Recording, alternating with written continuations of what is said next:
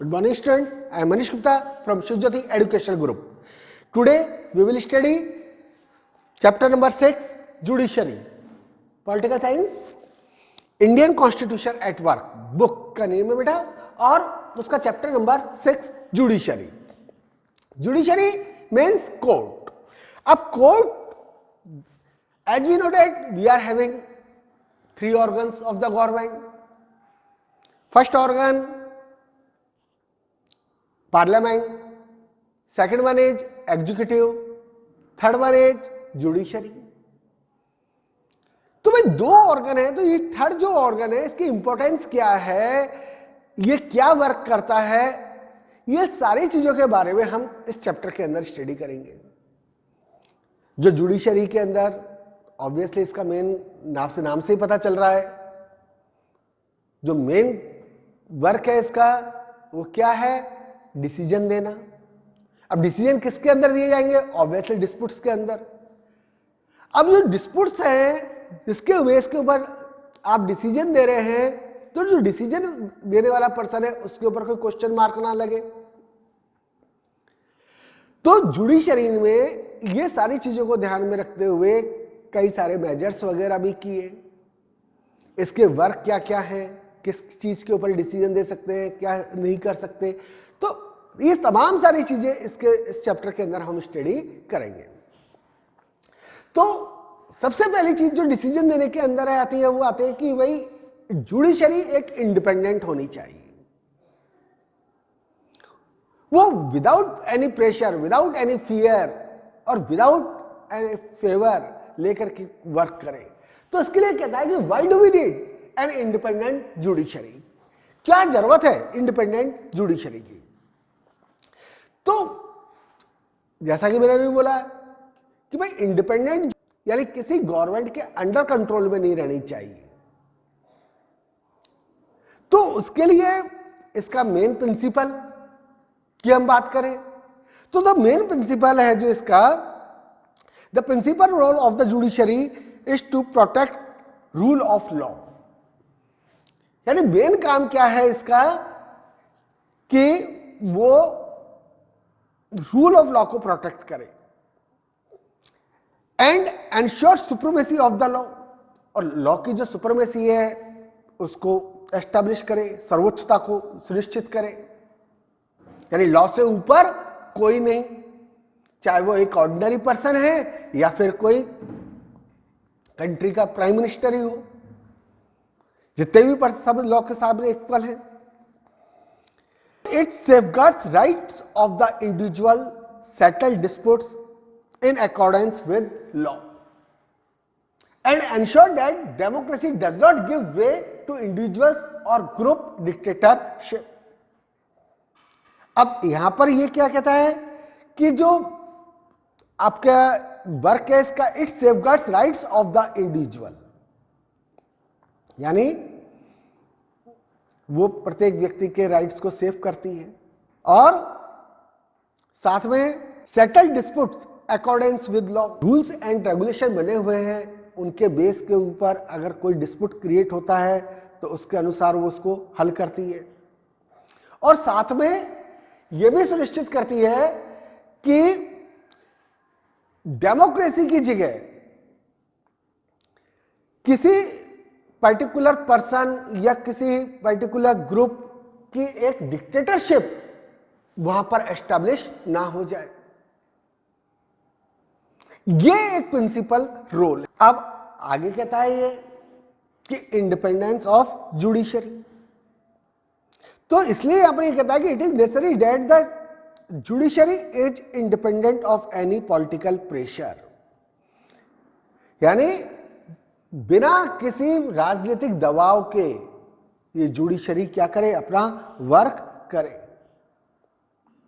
अब independence of judiciary, तो simply stated independence of judiciary का मतलब क्या है, यानी जुडिशरी जो है इंडिपेंडेंट कब हो सकती है, तो उसके बारे में इसलिए बताया कि the other organs of the government like the executive and legislature must not restrain the functioning of judiciary in such a way that it is unable to do justice.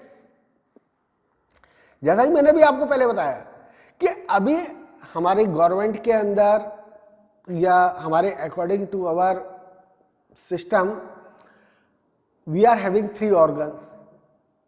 एक तो है आपका पार्लियामेंट, दूसरा है आपका एग्जीक्यूटिव. तो यहां पे जो द अदर ऑर्गन जो बात कर रहा है वो पार्लियामेंट की और एग्जीक्यूटिव की बात करता है कि भाई जो एग्जीक्यूटिव्स हैं या जो पार्लियामेंट है वो जुडिशरी के काम में किसी भी तरह का कोई रुकावट ना पहुंचाए, जिससे कि वो ठीक ढंग से अपना पूरे काम को परफॉर्म कर सके. Second,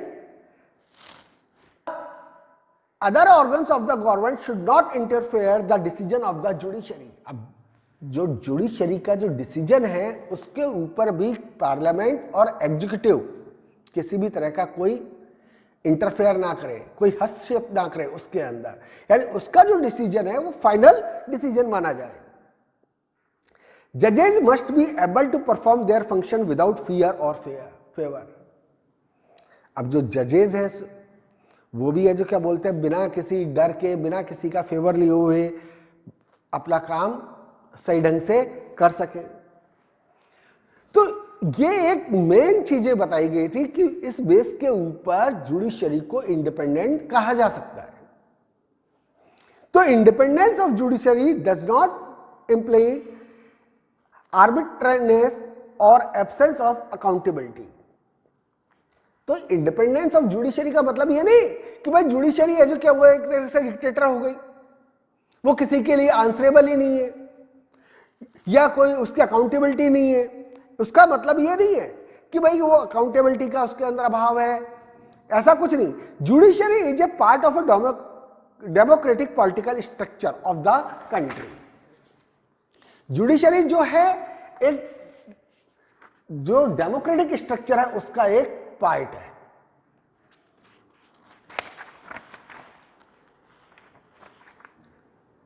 It is therefore accountable to the constitution, to the democratic tradition and to the people of the country. तो यही रीजन है कि जो जुडिशरी है वो किसके लिए, जो हमारा देश का जो कॉन्स्टिट्यूशन है, जो डेमोक्रेटिक ट्रेडिशन है, लोकतांत्रिक जो परंपराएं हैं, पीपल हैं, उनके प्रति वो जवाबदेह है, अकाउंटेबल है उनके प्रति. अब बात आती है कि भाई how can we the independence of judiciary be provide and protected. यानी इंडिपेंडेंस ऑफ जुडिशरी को अब कैसे प्रोवाइड करा सकते हैं, किसके थ्रू और उसको कैसे प्रोटेक्ट किया जा सकता है.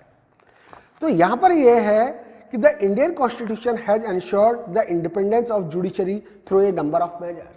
तो कॉन्स्टिट्यूशन के अंदर अकॉर्डिंग टू कॉन्स्टिट्यूशन कई सारे मेजर्स किए गए, उपाय किए गए हैं जिससे कि जुडिशरी के ऊपर किसी भी तरह का कोई प्रेशर ना रहे और वो इंडिपेंडेंटली अपना वर्क करे. तो द लेजिस्लेचर फर्स्ट इसने जो किया है वो क्या है कि the legislature is not involve in the process of appointment of जजेस. यानी जो सुप्रीम कोर्ट के या हाई कोर्ट के जो जजेस हैं जो अपॉइंट हो गए, स्पेशली यहां पर तो हम बात सुप्रीम कोर्ट की कर रहे हैं कि यानी सुप्रीम कोर्ट के जो जजेस हैं उनके अंदर किसी भी तरह का, उनके जजेस के अपॉइंटमेंट में किसी भी तरह का कोई लेजिस्लेचर का यानी पार्लियामेंट का कोई रोल नहीं होगा, लोकसभा का किसी तरह से कोई रोल नहीं होगा. Thus it was believed that party politics would not play a role in the process of appointment. तो इसका मतलब क्या था कि जब जजेस को अपॉइंटमेंट किया जाएगा तो उसके अंदर पार्टी का, पॉलिटिक्स का किसी भी तरीके से कोई रोल नहीं रहेगा, यानी दलगत राजनीति का कोई प्रभाव नहीं रहेगा. In order to be appointed as a judge, a person must have experience as a lawyer and or must be well versed in law.